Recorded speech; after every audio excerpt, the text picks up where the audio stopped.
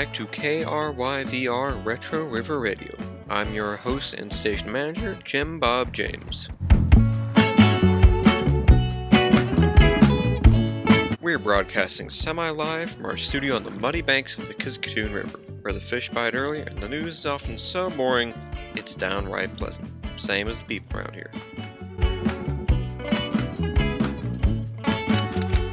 First up is the news. Here's what's happening on the riverbank today. We've got a little bit of a traffic jam happening on Conestoga Circle in Jayville, where a small herd of deer is blocking the road, munching away at Miss Tilly Lewis's heirloom tea roses. A delicious treat for our four-legged friends, but not a nice situation for Lewis's.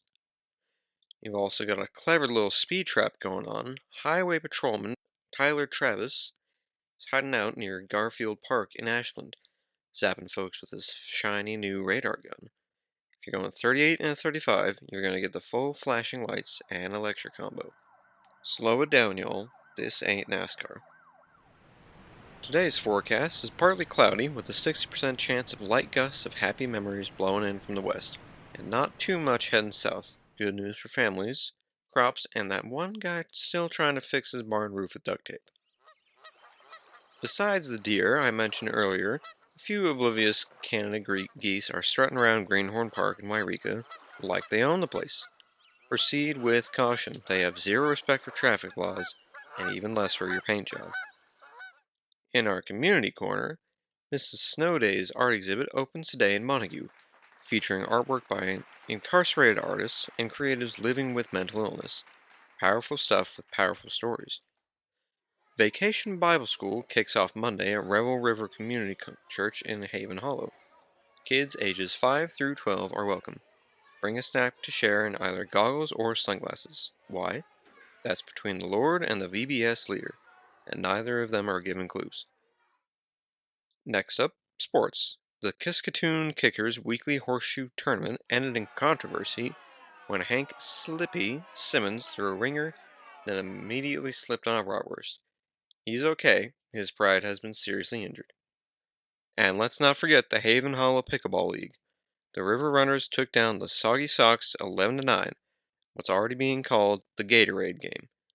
Mostly because Tim Bennett drank 3 bottles and ran around backwards on the court for a good 10 minutes.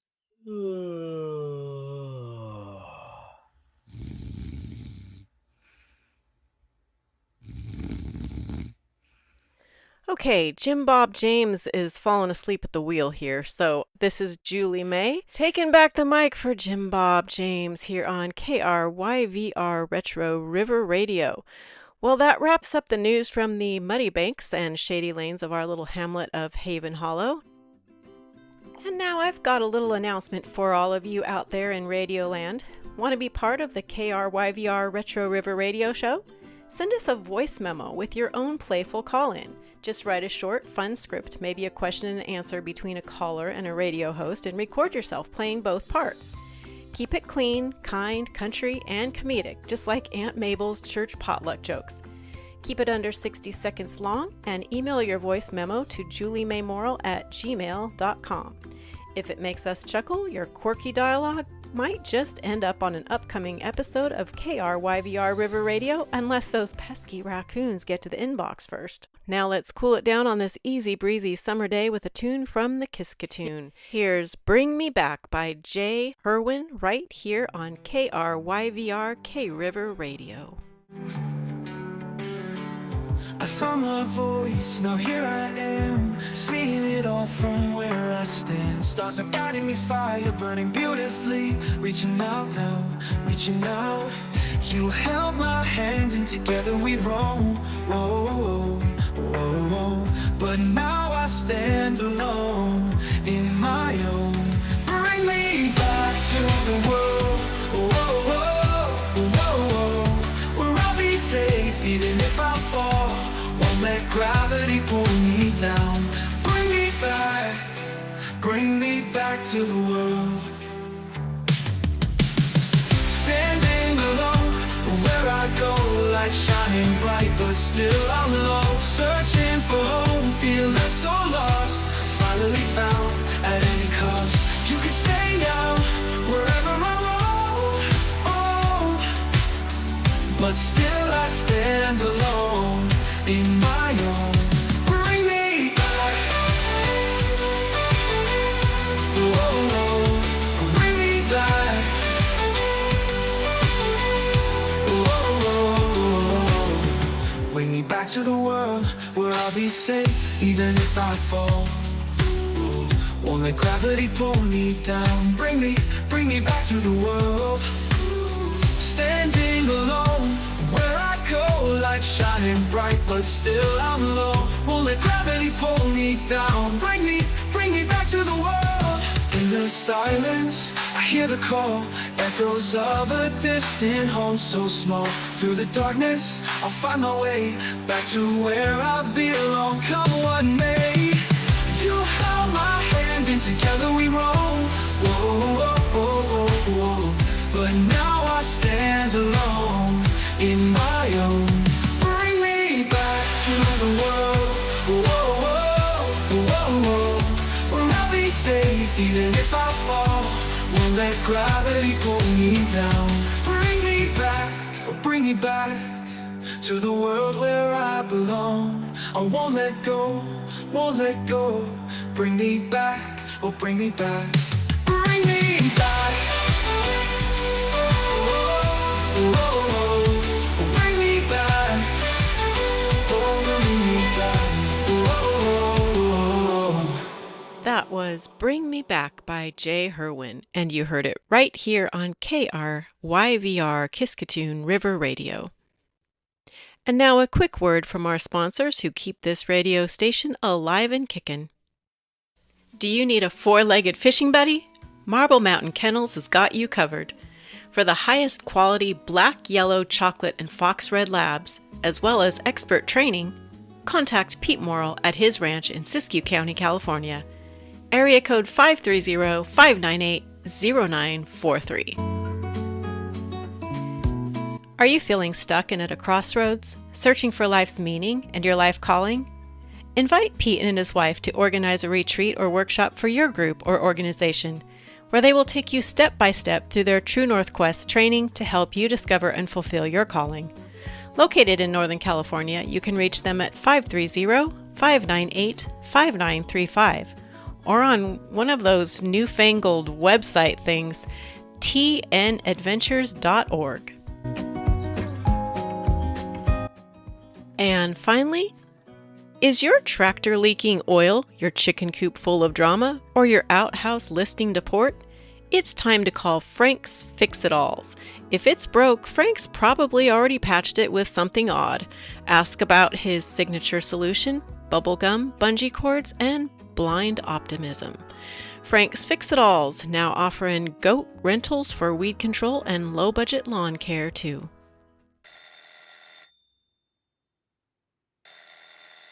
Okay, time for our listener call-ins. If you've got something to say about our little hometown on the river, we want to hear from you.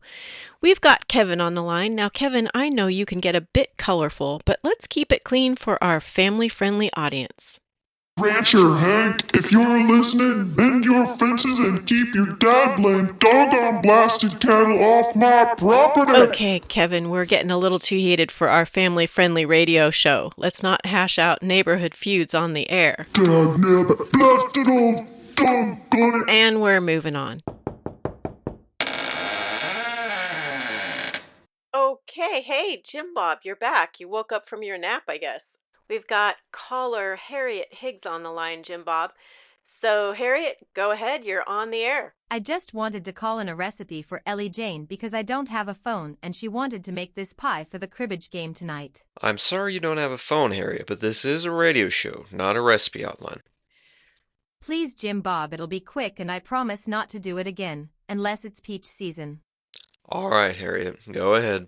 Okay, here it is. 1 cup of water. 1 tablespoon sugar, 2 tablespoons of cornstarch, 1 small box of strawberry jello, 3 cups of fresh strawberries. Okay, thank you very much, Harriet. I'm not finished. Mix water, sugar, and cornstarch in a pot. Heat it till thick. Stir in the jello until it dissolves. Cool it in an ice bath for 10 minutes. Stir in strawberries, pour it all into a cooled pie crust, and top with whipped cream. Done and delicious. Thank you, Harriet. I hope Ellie Jane caught all that. And Jim Bob, I was your babysitter when you were little, and I'm telling you right now, don't you ever sass me on the air again. Yes, ma'am. Sorry, Mrs. Higgs. And now it's time for River to My Home, a quiet corner where we celebrate the soul of the Kiskatoon River Valley. Here's Julie Mae Morrill. It's been a country kind of week here on the river, the place I call home here in Haven Hollow. A place that's a whole lot of nowhere and just a little bit of somewhere, tucked away in the mountains and valleys along the Kiskatoon River. While the outside world leaps ahead at breakneck speed with modern inventions like digital watches, microwave ovens, and Polaroids becoming commonplace amongst the populace, Kiskatoon River cascades along at its own pace, a few decades behind, content to remain blissfully unaware. Life in the country brought more than a few surprises for the Mackenzies. Dirt, bugs, a brand new congregation, and most unexpected, a pot-bellied pig named Rosie. The gift came from a kind parishioner who thought the camp kids deserved their own mini petting zoo. For the Mackenzie kids, the Kiskatoon National Forest was a dream come true. Zigzagging deer trails to explore, frigid creeks to wade through, endless trees to climb, and logging roads made for banana seat bikes. Camp horses galloped through meadow grasses, and wildlife felt like characters in their own backyard novel. For a kid, river life was the best kind of adventure. Water greeted them everywhere. Streams, ponds, lakes, rivers. Fishing quickly became a favorite pastime. Marin, though a little squeamish about picking bones from trout, somehow became the best angler in the family, until Dad made a new rule: if you catch it, you eat it. And that ended her fishing streak fast. Suspiciously, Dad and Colt's record-breaking catches took off after Marin's retirement. And no, they didn't eat all their fish either. Catch and release suddenly became their official method. Meanwhile, Marin had bigger concerns: how to fit in with the local kids. Unlike her younger siblings, who were quickly welcomed as honorary river rascals, Marin got the side-eye from the older kids her age. And where did she meet this rough-and-tumble crew of sun-baked, mud-splattered almost grown-ups? Church, of course. One sunny Sunday after service in the fellowship hall at the Rebel River Community Church. Such a naughty-sounding name for a church, right? Adelaide Addie Madison, a flaxen-haired girl with twinkling eyes and more mischief than manners, tugged her mom over to ask if she could have a play date with Marin. "Can she come over?" Addie asked, sugar in her words and a gleam in her eye. Marin checked with her dad, who gave a quick nod. Permission granted. Addie's family ranch sat way up Haven Creek, nestled among weathered barns and hayfields sprinkled with yellow and purple wildflowers. When Marin was dropped off that sultry June afternoon, dark clouds were already piling up on the horizon, and a breeze was starting to swish through the pines. Carol Madsen greeted Marin with warmth and a dish towel slung over one shoulder. Her husband, however, had his own style of welcome. "Well, look what the cat dragged in," Randy Madsen said, eyeing Marin with a half grin. "Another city slicker here to escape the rat race, huh?" Marin wasn't sure if he was teasing or testing. His words had a bite, but his eyes had a twinkle. "I'm learning to be a country girl, sir," she answered shyly. Randy laughed so hard he wiped tears from his eyes. "Addie, your guest is here," he called out. Addie came tearing out of the house in cut-off jeans and scuffed up cowboy boots to greet her guest. "Can you show this city girl how to be country?" Randy asked his daughter. "Sure thing, Pops." Addie's lip curled into a sly grin. "We'll start with some horseback riding." No, Carol argued. "Start with something milder. Take her for a dip in the irrigation ditch."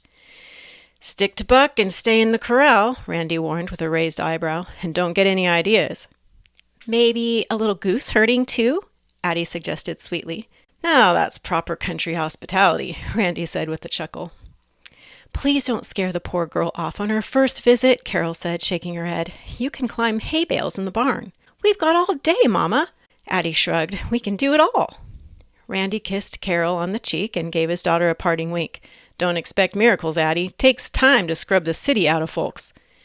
With that, he disappeared through the screen door, letting it creak, swish, and slam behind him. The bang startled Mi Ling, the family's pampered Siamese, who shot beneath the couch like a furry rocket.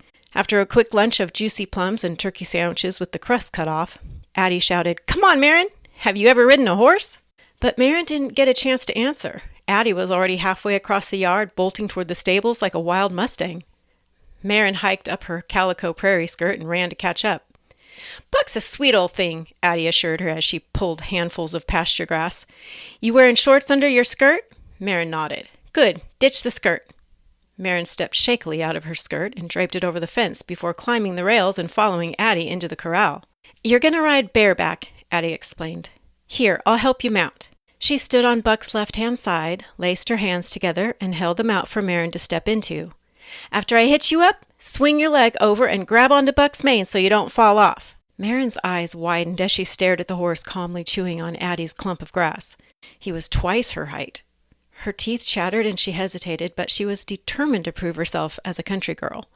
Stepping into Addie's handmade stirrup, Marin stood with one leg and slammed her body into Buck's side as she felt herself being pushed upward with Addie's strong arms. You gotta swing your leg over, Mare, Addie called. Marin gritted her teeth and with a grunt grabbed Buck's mane. She wriggled up until she was sprawled flat on her belly, gripping the horse like a clinging cat. Hold on, Addie instructed as she walked round to the other side. You hold on while I pull your leg down so you can sit. Tugging on Marin's right leg, Marin was finally somewhat mounted.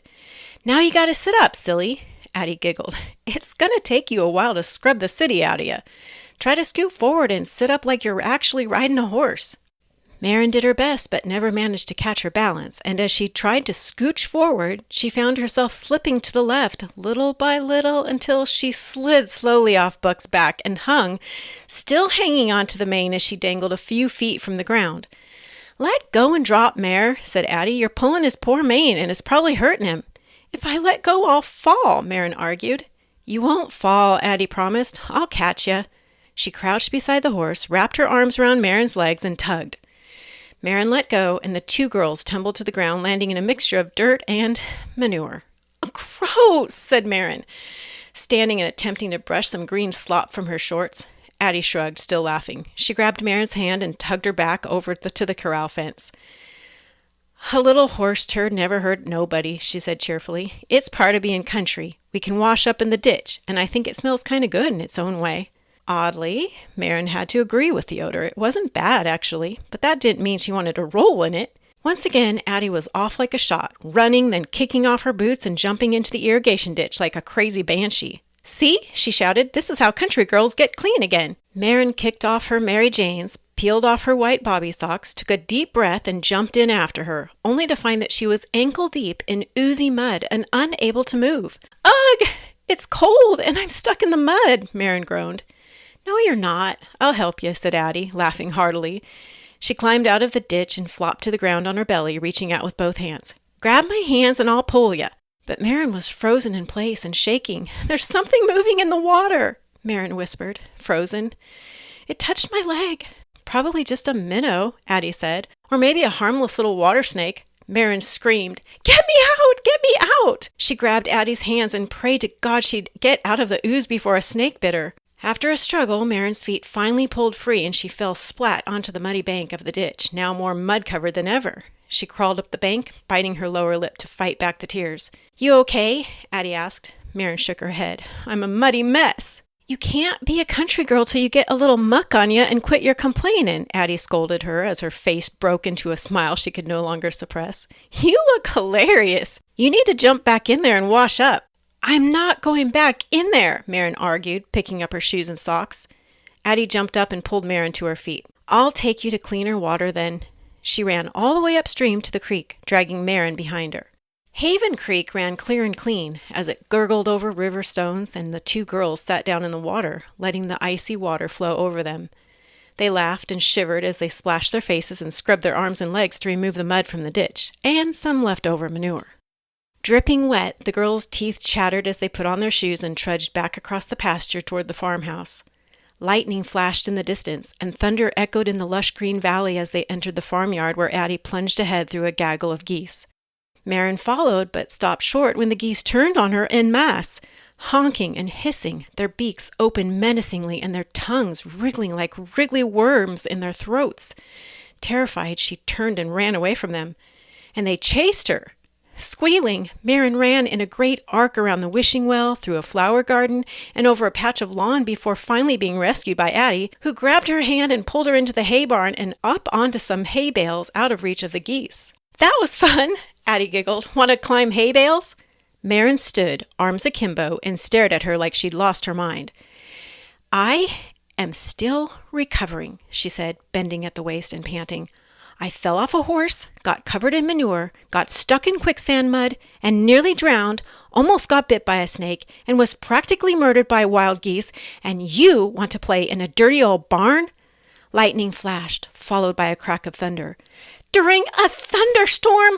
You're so funny, Addie giggled, pulling Marin up a stair-step pile of hay bales. You may never be a country girl, but you make me laugh, so you're all right. When they reached the top of the hay pyramid, they collapsed and lay where they could watch the approaching storm through the open barn door. Addie handed Marin a hay straw. You can suck on it, she said, putting a straw of hay in her own mouth. Marin followed suit, although she didn't understand the appeal. It's sweet, ain't it? Asked Addie.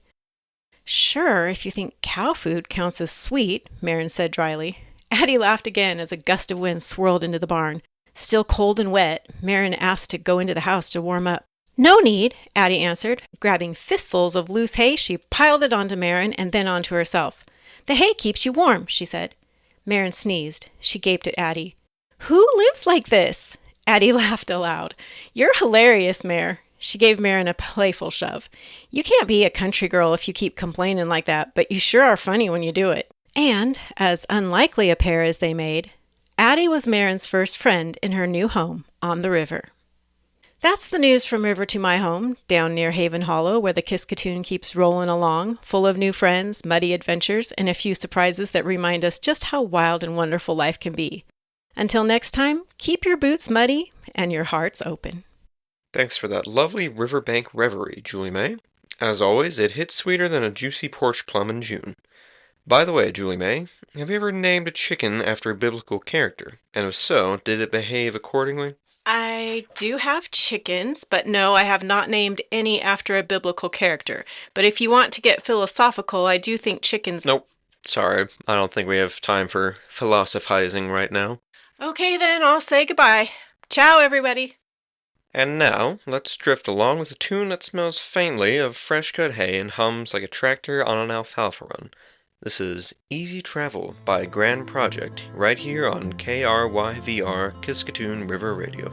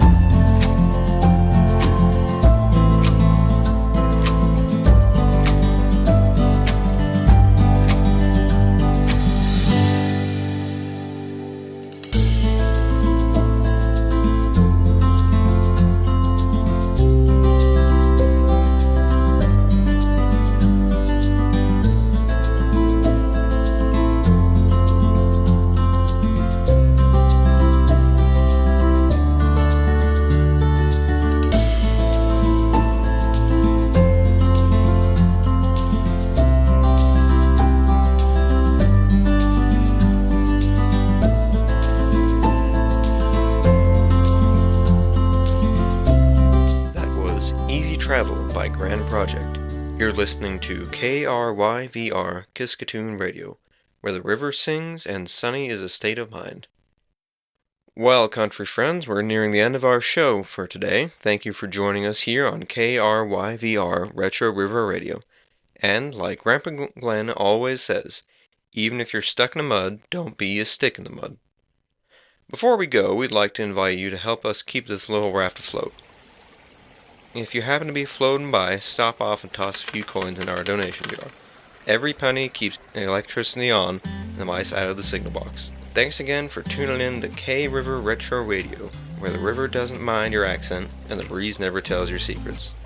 This has been your co-host, Jim Bob James, reminding you, live like someone's watching, dance like no one's watching, but drive like there's a deer ready to jump out and attack your car at every bend of the road.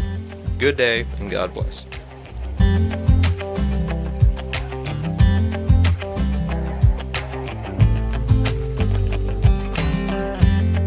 KRYVR River Radio is a homegrown production brought to you by KRYVR and the fine folks at True North Quests, helping you find your calling one story at a time. Written, edited, produced, and hosted by yours truly, Julie Morrill, co-hosted by James Jim Bob Simon. Special thanks to the talented musicians whose work helped bring today's episode to life. Cheesecake by Ophir Corin, Bring Me Back by Jay Herwin, High Street by A Month of Sleep, By the Riverside and Easy Travel by Grand Project, and Can't Get Enough by Wildflowers. And last but never least, thanks be to God for every breath we breathe.